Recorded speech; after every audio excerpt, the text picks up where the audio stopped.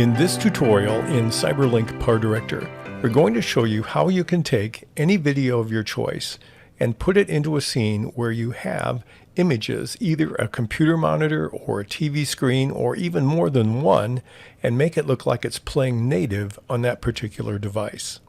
Please look at the following example, and then we'll show you some tips about doing this.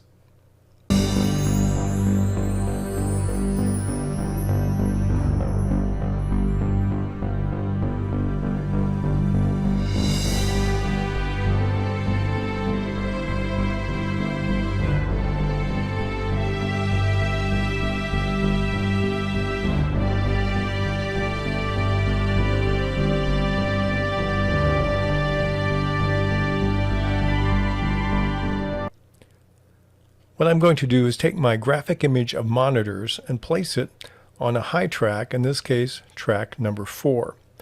I'm using a graphic image because it's a simpler way to go.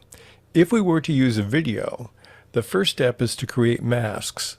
And if something moved in front of any of the screens, you would have to continually keyframe the mask to make it look normal.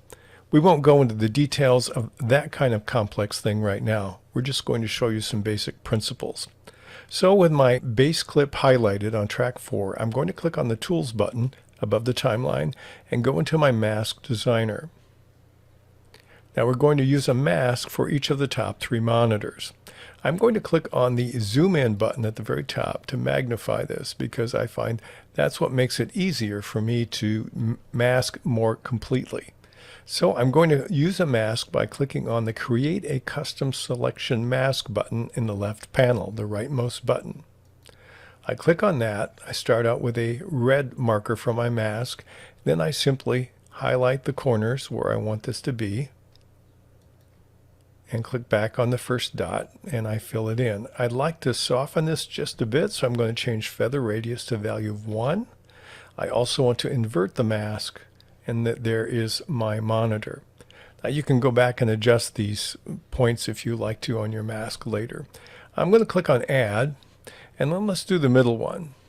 Now the middle one's a little bit different, and this is one of those cases where I'm very glad I have a static image rather than a live person whose head would move, because if it did, I would have to mask this over and over and over again for every small motion of his head.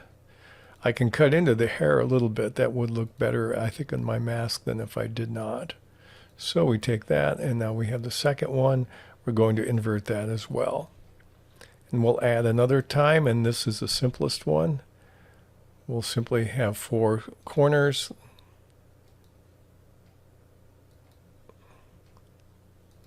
And I see I missed this one. This is a case where I can very easily edit that mask point. And I will invert that one. So now I have my mask. That's where we're going to start with. Now you notice where my playhead is. It's in the middle. I don't want it there. We have to have all our markers for our masks on the very left side. So if you made the same mistake I did, make sure they're on the left side. Then click on OK. All right, now we have our mask. Next thing we're going to do is we're going to add our videos that will be playing in each monitor. Let's take the beach scene here, drag it down to a lower numbered track. Now it's covering the entire scene. What I want to do first of all is I want to actually mask this.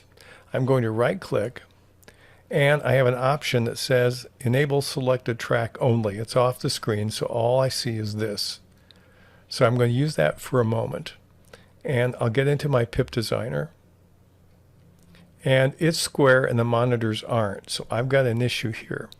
First of all, I'm going to dial the opacity back to about 60-70% or so.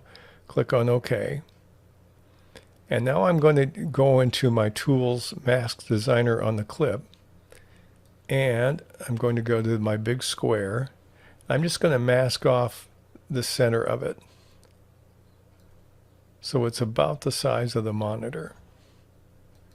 It's kind of like cropping it. I'm cheating to doing it that way. Okay, now what I want to do is I'm going to right click and I'll enable all tracks.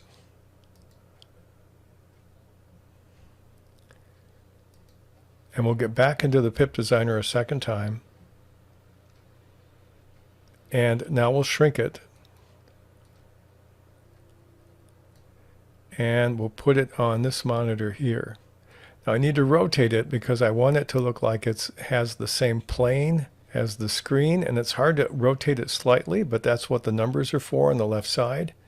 If we look on the left, we have a rotation, and right now it's 7.89. Let me try something like a 2. That's pretty good. That looks kind of parallel. So I'll keep it that size, and then we'll shrink it. And then we can also skew the sides to be parallel. To do that, I'm going to enlarge this a bit. You click on the little blue square inside the white square, and your icon will change. And we're going to make that parallel to the screen. We're going to do the same thing with the upper right, upper left corner as well. And we'll skew this one to make it parallel. That makes it look a little more authentic. Okay, that's the first one. Now I have to make sure when I'm done that I'm going to take my opacity and dial it back to 100%. Click on OK. So now I've filled the first monitor with my image. Let's do the third one because that's also at an angle. I'll take this and put this on track number 2. Then I'm going to mask it. You won't have to if the monitor is the same proportions. I'm just doing that now. We'll use our mask here. Click on OK. Now we're going to get into our Pip Designer for this particular shot. And again, I'm going to dial back the opacity so I can see more than the image.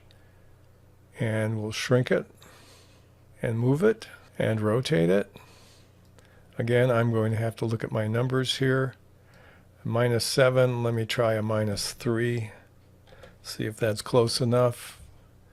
And then we can reposition it slightly, and then we can skew the angles of it. Let me zoom in again. And let's see, this one looks like I need to take the one here and angle it back this way.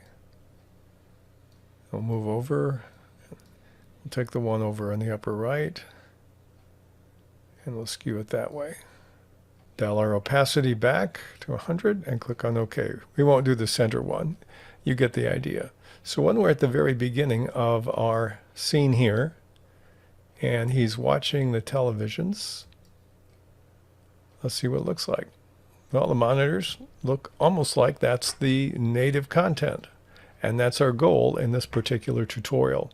I want to thank the subscriber who asked about this and hope this is helpful if you find yourself in a setting where you want to put your own content on any kind of visual screen in your projects.